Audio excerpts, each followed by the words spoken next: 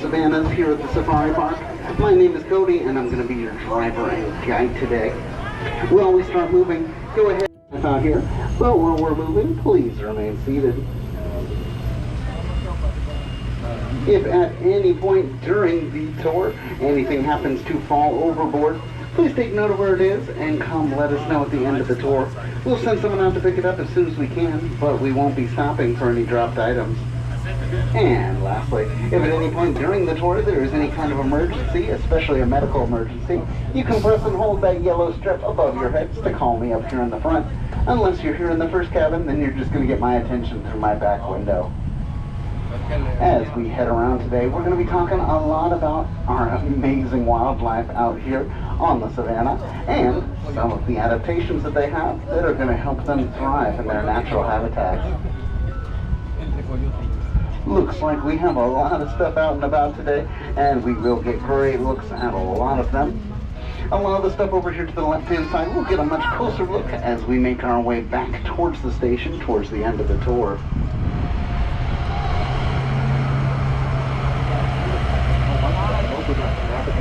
Frames immediately on the right of our tram. Those But of course, as I did mention, all of our animals out here are going to have their own special tricks or adaptations that are going to help them survive out in the wild. And we're going to talk about a lot of those as we go today. We're actually going to have a beautiful example starting over here on the right-hand side with some of our greater flamingos. Now these flamingos may not be quite as pink as you're used to, and it's okay, they're supposed to be that color. That lighter color is going to help them stay cool out here on these hot days that they would find out in Africa. They're going to spend a lot of their time wading through the shallow muddy water, using those shovel-like beaks of theirs to sift through the water and find their favorite foods. And right now, too, we are actually in their nesting season. They've got quite a few eggs out there and a couple of recent hatchlings. So keep an eye out to see if you can spot any of those babies, and hopefully we're going to have quite a few more here in the near future. Threatened or endangered species who can use the extra help to help increase their population.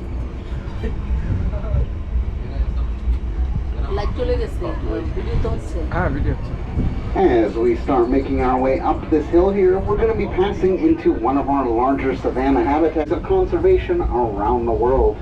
Here at the San Diego Zoo Wildlife Alliance, we have 8 different hubs, which are areas that we are focusing our conservation efforts on key plant and animal species, and making sure those plants and animals are able to thrive alongside the humans living in those areas.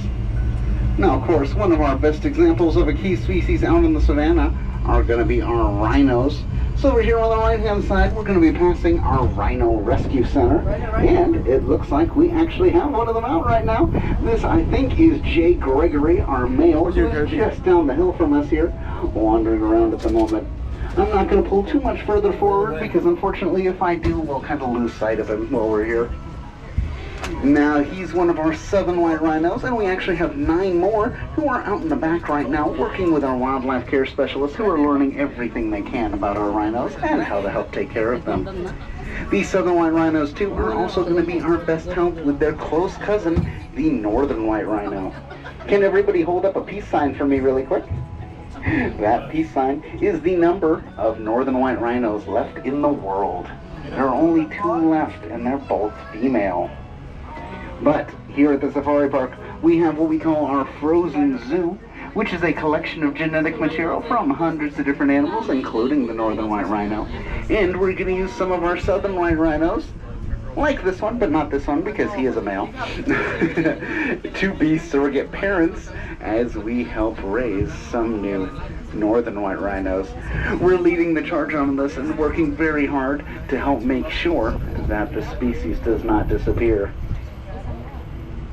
Hopefully we'll get to see some more rhinos around the tour as well, so don't worry if you haven't got quite your fill yet. Over here on the left-hand side, though, we're going to be passing one of our biggest habitats, a bunch of our animals adapted to these wide-open grasslands and savannas that you would find in South Africa.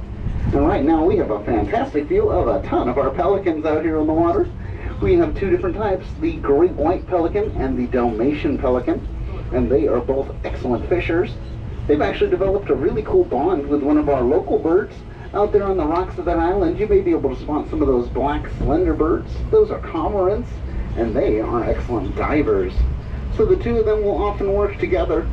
Those cormorants diving deep down to the water to catch their fish, and the pelicans wading closer to the surface to catch all the fish that swim up as those cormorants dive down.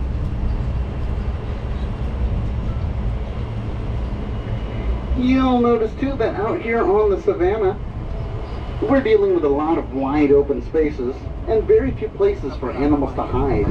So the animals that live here are usually going to be spending their time together in really big groups in order to have better safety in numbers and more sets of eyes to be able to watch for any potential danger that could be out there. Of course, here at the safari park, none of our animals are in any kind of danger, but it's very hard to try to explain that to an antelope. Right now, though, we're going to be heading down. Alright, we do have some of my personal favorites out right now. Over there in the shade of the tree next to us, past those logs, we have quite a few of our vultures. Now, vultures are going to be a really important part of life out here on the savannah because they're going to be our cleanup crew, picking up the messes that our predators have left behind, and also going to be the best way to keep disease from spreading out here as well. So they're a really important part of this ecosystem. We have 3 different species.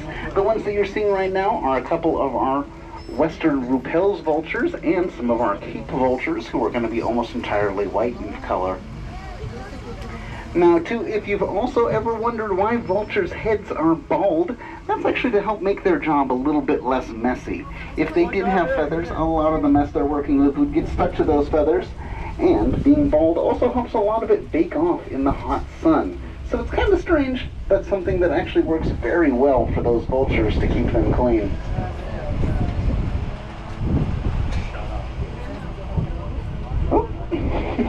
Looks like we have another one of our antelope species that are all actually kind of up there in the gates right now. Normally they'd be a little closer to us. These are some of our Sommerings gazelle, and as you can see, that tan color they have is actually really good for helping them blend into these sandy and rocky areas they usually live in. Well, we are here. See if you can get a good look at the black and white stripes running down their face, though. That is a beautiful example of an adaptation called a threat mask. Threat masks are going to help make our animals seem a little more intimidating, even for a smaller antelope like this one. And they're also going to help make their horns look bigger because they line up with those stripes, making them seem like more of a threat to anything that would try to mess with them.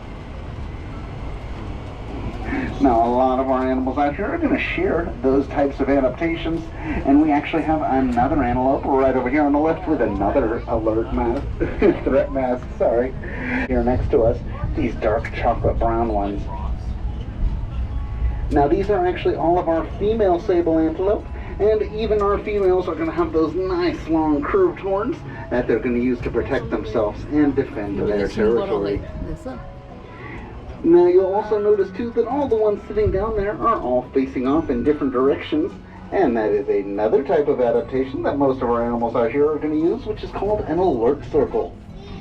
They're going to use those alert circles to better be able to scan the horizon, watching for any movement out there, anything that could be potentially dangerous. And it looks like we're actually going to be coming up on another alert circle just ahead of us here, over in the shade of these pepper trees across from us. We're going to get a great view of some of our Ellipsan waterbuck. Now, these waterbuck are going to spend a lot of their time in and around the water. They are really good swimmers, and they'll often run straight to the water if they're in any danger because they're going to be able to outswim anything chasing them. Now, the other thing that these waterbuck are very well known for is the bright white circle around their backside. You might be able to spot a little bit of it as they're sitting down there. That's not only where they're going to be get the ellipsin in their name from, because it's the shape